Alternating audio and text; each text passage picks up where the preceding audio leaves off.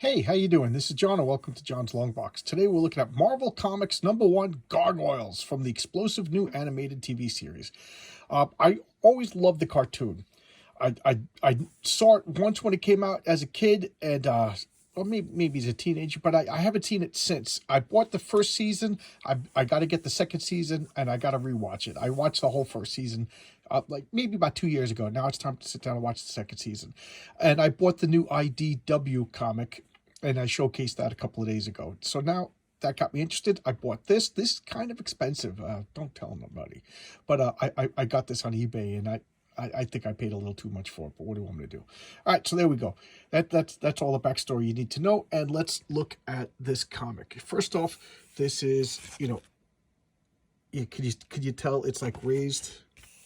So I got to brush it down with one of these microfiber cloths to get my fingerprints off it. So let's look at, what's this? Ultra Flare Skeleton Warriors. I don't know what that is. Looks like a card game. Here's a little thing that means the back is going to be an advertisement, and here we have the splash page.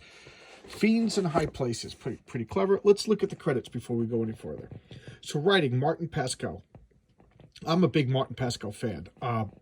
I discovered Martin Pascal when he was writing the saga of the Swamp Thing. He was the writer. He had the unfortunate happenstance of being the writer of Swamp Thing right before Alan Moore came to town. So, and I don't know if he left to make room for Alan Moore, or if he was leaving and Alan Moore stepped in. I don't know the story, but Martin Pascal is a phenomenal writer.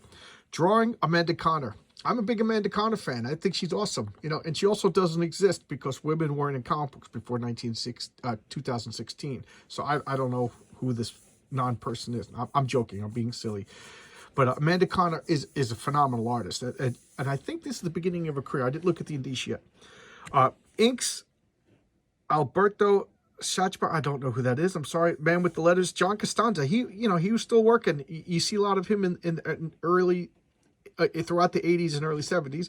Spray paint, Greg White. I don't know who that is. Heavy sweating, Hildy Mensch. I don't know who that is. And this is the Tom DeFalco. So this is after Jim Shooter left Tom DeFalco. Oh, actually, Jim Shooter was escorted out the door. So this is February, #1, February 1995. And I think the Tom DeFalco years are like the official 90s comics that everybody talks about. Oh, I didn't talk about the splash page. So here we have Eliza Mazza. She's the female main character. She's the female cop. And then we have this mysterious armored dragon gargoyle looking thing. Cool. I just really do like Amanda Conner's artworks. And the coloring is really garish 90s, really garish 90s.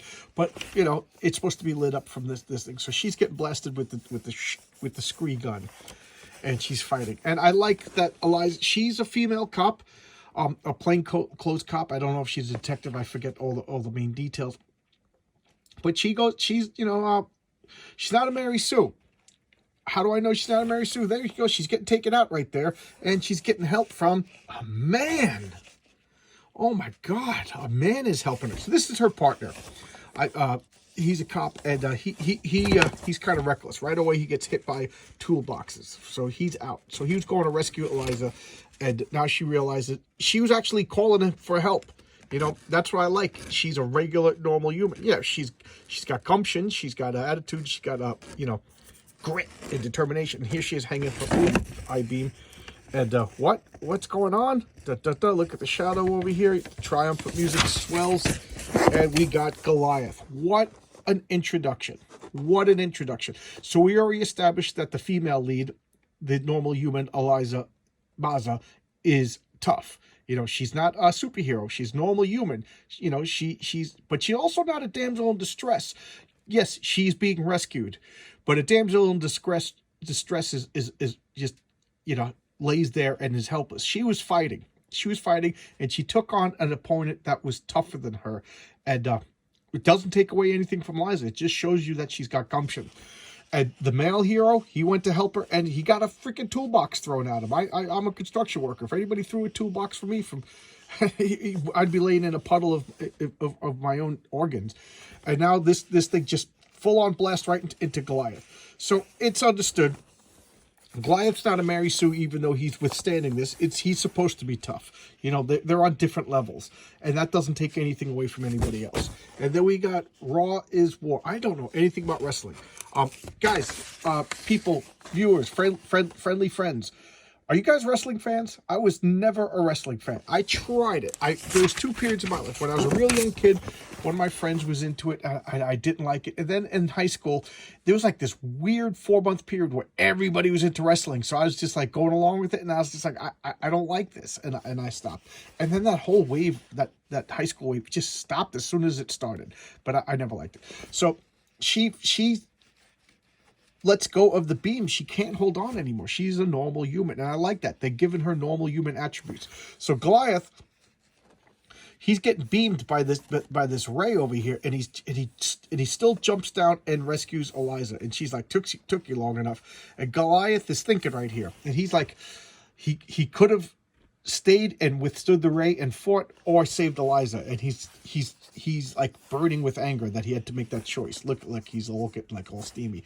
And now, you know, Amanda's good with the facial expressions. They have affection for each other, but they're denying it, you know, and whatever. And he's just like, listen, you got hurt once before, and I don't like when you get hurt. And she's like, you're going to make me, you know, and it's a good, normal, like, tempestuous relationship. And now she has to go back to work. And now we got the flashback. So this guy, construction workers say that Gargoyle came and stole, it abducted his, and the newspapers is like, what are you, nuts? You know, Gargoyle. So I don't remember that. In the comics, in the cartoons rather, where the Gargoyle's secret was, did their identity have become public? It's been so long, I forget. And again, I only watched the first season, so I forget. So now, she's not the newspaper, she's like the police chief. So now Eliza and her partner are ordered to go undercover and work on this construction site. And to me, this is the only thing that sent up a red flag. They go and get hired.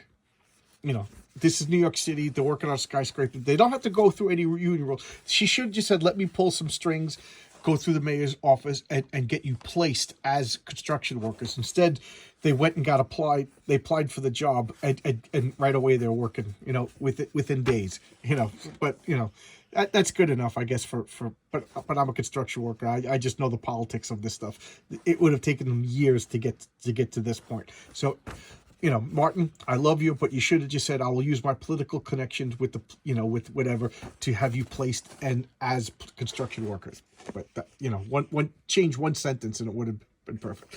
So now we'll go back to the present, and she's like, oh my God, my partner. And they go to check on him, and he's just dazed. And she is no longer in pursuit of the bad guy because she needs to take care of her partner. I like this. This is human. This is normal. This is like proper behavior. Not only is it proper police behavior, but it's like normal human behavior. I really do like Martin Pascal. And look at this page. This is my favorite page in the comic. Look, there's Demona. That's supposed to be the big reveal. Now, I've forgotten more about the Gargoyles than I remember. She was supposed to be dead or something, you know, so it's a big reveal, big shock. And yes, this is continuing the TV show. There's little, you see, Gargoyle robots developed by that. Oh, okay, but there's little, like, bring you up to speed caption boxes. I guess I didn't come to one, or maybe I skipped one. But Demona, dun, dun, dun. And I always thought Demona was cool.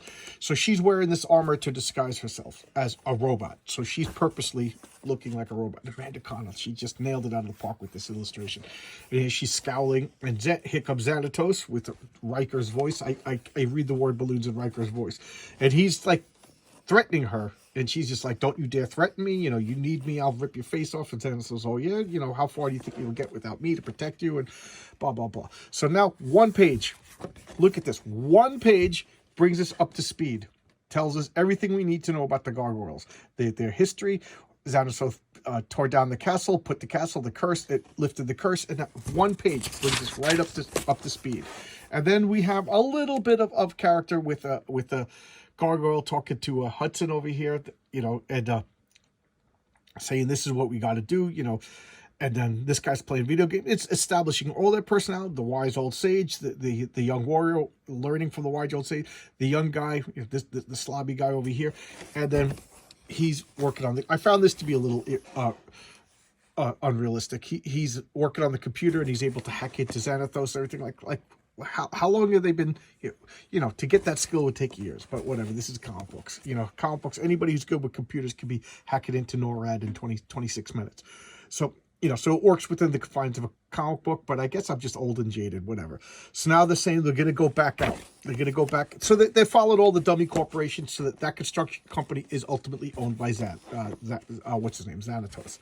So as the big surprise that nobody was surprised by. So now they're back. The cover's blown. They're back as cops. I love that. He got hit, so he just got the mummy bandages on his head.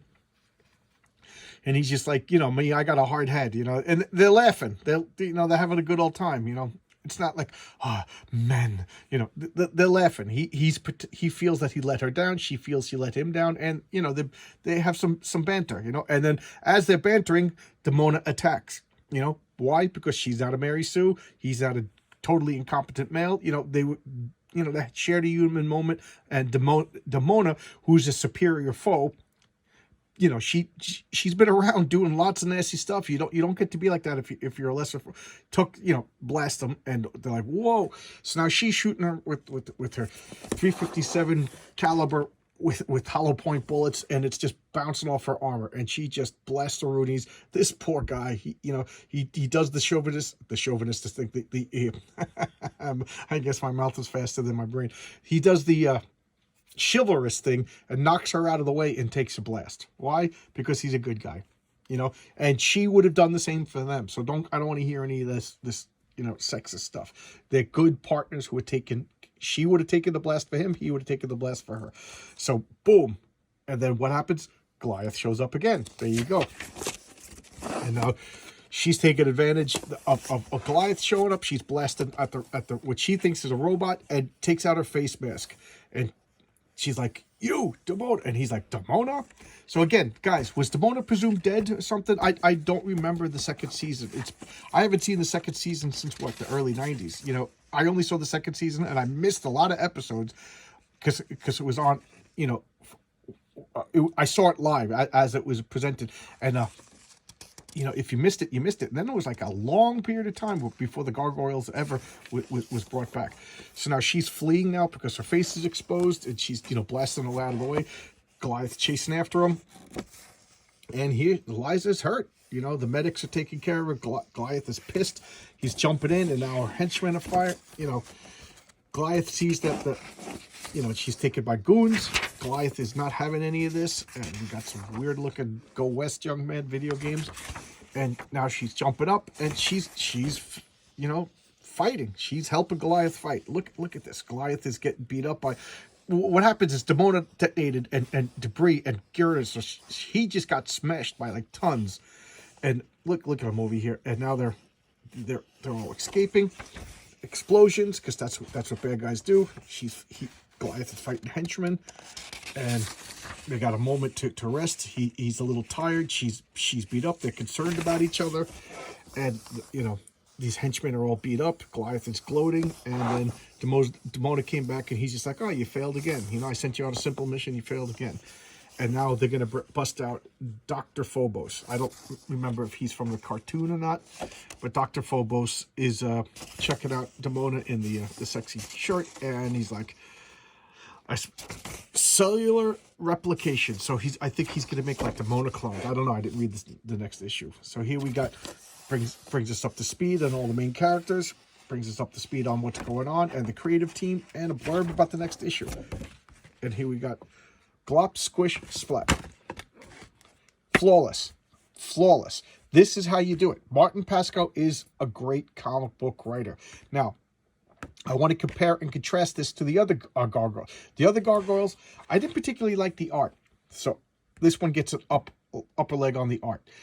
I didn't like this, even though that was written by the guy who created the cartoon and wrote the cartoon, the new one, the IDW Gargoyles, was just, bring you up to speed the comic. Nothing really happened. It was just like pouring, opening up your mouth, here's a funnel, and then just pouring all that information, and it's just spraying all over the place. You're choking on it, and you're not really tasting anything. This was, after 2 seasons of the comic, and you just There you go. It brought you up to speed. It told you what you needed. It didn't inundate you with millions of characters. It told you an exciting story. It showed you the relationship of the main characters. It showed you the power of the main characters, the power levels, what they can and can't do, physically, mentally, emotionally, like where they all. It did it all. Again, I really like this. I'm going to be looking down. I'm tracking down number 2. This was 11-issue series that seems to be kind of hard to get and kind of expensive. I don't know if they collected it, but I like to get the floppies anyway. So there you go. This is how you do it. This was excellent. I really enjoyed this. Firing on all cylinders. But then again, Marvel in the 90s is different than Marvel now, and even IDW now. It was a big miss with the brand new Gargoyles. I have issue number 2. I'm going to read that next, and I'll probably do another showcase on Gargoyles number 2, the IDW Gargoyles number 2. Man, my mouth. All right, thanks a lot, guys. This is a lot of fun. This was a good comic. I really do recommend it. All right, I'll see you tomorrow with another video, guys. And as always, I appreciate you guys. You guys are the world to me. I'm nearing 400. Let's brainstorm. What can we do for 400? All right. All right, thanks a lot. 400 subscribers I'm talking about. All right, thanks a lot. Bye-bye.